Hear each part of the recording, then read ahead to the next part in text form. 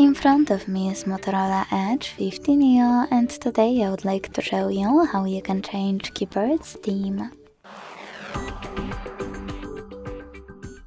Begin by launching your keyboard and clicking on this icon of a color palette at the top of it.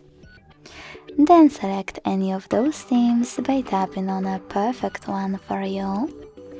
Manage key borders thanks to this switcher and hit apply. If you want to customize your keyboard instead, tap on the same icon and this time select +1 under my themes. Now tap on the photo that you wish to apply as your keyboard's background. Pinch it to scale, drag it to move and select next. Adjust brightness by swiping left or right. Hit done. Manage key borders and select apply.